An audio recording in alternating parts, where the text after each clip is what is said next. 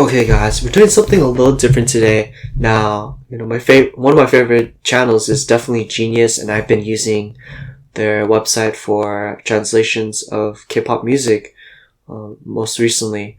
But today we'll be checking out the making of BTS Dynamite with David Stewart. So he was the guy behind the production process for BTS's Dynamite. Now, usually on Genius they feature the behind the scenes of the producer side of where they invite the producers who made these hit songs, and we get to pick apart the brain of how they came about to making the song. So let's check it out. Really call this a K-pop tune. I think this is quite straight down the line pop. They do things so well in the K-pop world. It's so slick, and BTS are really slickness personified. Very true. K-pop is just pop at the end of the day, but it's just the Korean flavor on it, right? What really makes K-pop K-pop, I think, in my opinion, is the dancing, the visuals, music videos. There's a lot of things that really goes behind into making BTS would K-pop music, or what would be their first big breakout English spoken single. No one knew where to go with it, so it was a bit of a stab in the dark, but we did know they wanted something fun. Then recently, with tempo, BTS got nominated for Grammys. Congratulations. With myself and my writing partner Jessica Gomba. We're both British. We're both from London. Jess is from East London. I'm from West London. She's proper Cockney. She talks like that. She's a total character. There was certain references that we used. For example, I think we say something about pass the paracetamol. Pass the paracetamol to the director. I'm free tomorrow. Paracetamol in the UK is like a painkiller, like a Tylenol. We were just writing it from our point of view rather than writing it from a Korean point of view or a US point of view. We just wrote what felt kind of right to us. We sent it over to Ron Perry with a batch of other songs. I get a call, a FaceTime from Ron Perry. And I was like, dude, they're taking Dynamite and we're going full steam ahead with it. Dynamite is like, it just screams pop music, right? I would have started with a tempo, what feels good, so I would have literally just click, click, click, click, because I felt as soon as I can start doing that in my, like that kind of chicken bop, like I can start almost hearing where I need to take it. I bring up a bunch of sounds, start to feel play around what's feeling good, and then I land on this sound.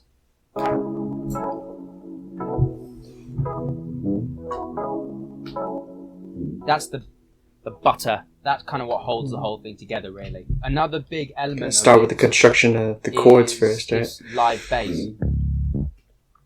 Funky bass, yeah.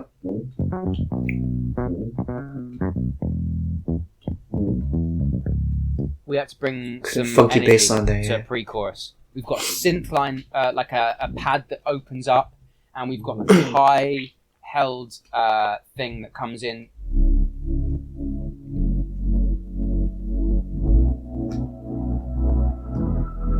This really, I think, gives it a kind of a bit more weight. Yeah, and a lot of producers use the pad effect, right? More body and makes it swell a bit more. We then have two kicks. It really brings out the song.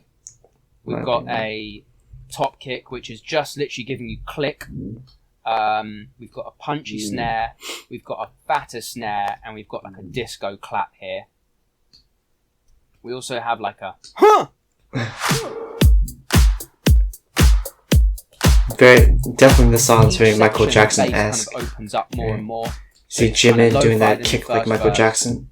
It opens up a bit more in the pre-chorus, and then in the chorus, I layered the live bass with a Moog bass.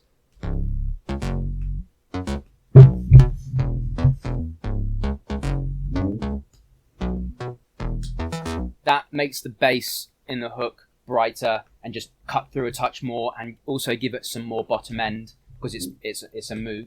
I then bring in two sets of keys, which I'll play together, which is like a rock piano, like a kind of almost like an Elton John, really hard, glossy, kind of 80s sounding piano.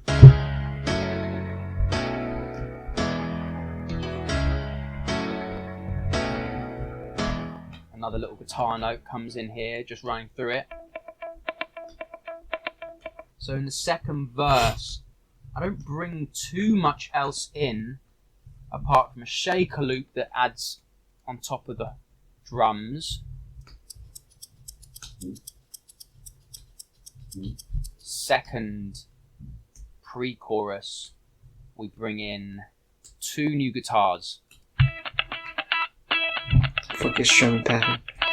The second guitar is playing a bit more of like a reverbed out kind of riff. Okay. The main thing that changes in the second hook to the first hook is that you've got all those second pre-chorus elements in your second chorus. Now I bring in the horns. So the horns are a combination of samples which I played in, and then I also have real live horns by a guy called Johnny Thurkel, who played the horns on Uptown Funk, and 24 other number ones. This was his 25th number one.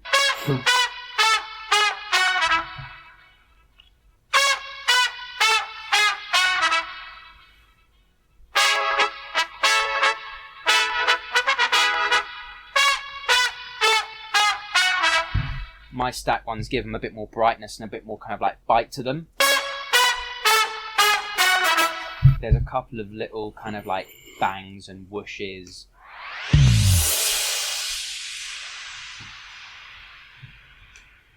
At that point, I don't think I had the key change in. I think it was just a kind of a bit of a eureka moment. It was a bit of trial and error, but it really just works. And because they can sing so well, it takes the whole thing over the top of it. After we add all these elements together, we end up with something that sounds something like this. Like this. All right.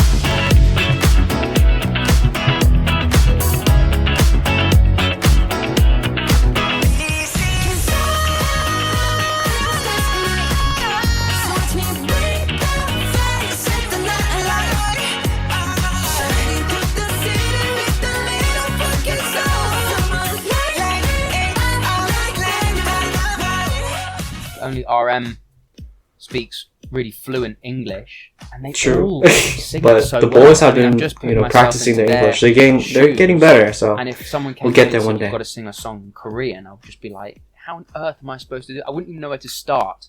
I'm a small part of what this is, but it's like I've been embraced as like one of their own, which is like incredible and very humbling and lovely to experience.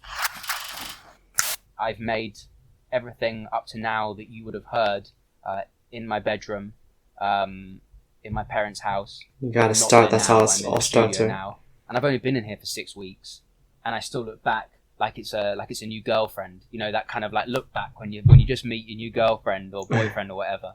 Wow, really great. Love how I love these genius videos where they invite the producers who produced these hit songs, right? We get to pick apart the brain a bit. And he pretty much, he went through the every step. Well, not every step. I don't know if he went over like the percussion wasn't, I don't think it was like anything too crazy, but he went over like the chords and the sounds that he uses. And I always find it fascinating how producers, they just experiment with everything, and they just try these weird sounds or these sounds that they just happen to come across on, and then they put them all together, and it's like a painting. You just gotta craft something, put a bunch of these pieces together, and somehow it may work in the end, but you guys gotta keep on experimenting with different sounds and stuff like that.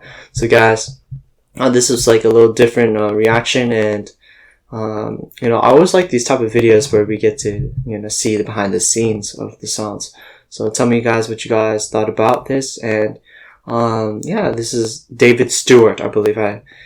Most of the time it's producers don't get as much credit as they should, I feel. So David Stewart, maybe I'll be on the lookout for him as well. So guys, hope you guys like this type of reaction. Maybe I'll do more of these in the future. If there's been a couple K-pop producers who have been featured on Genius. but hopefully more so will continue to be invited on this channel as well. So nonetheless, guys, hope you guys are doing well out there. Hope to see you soon. All right, peace.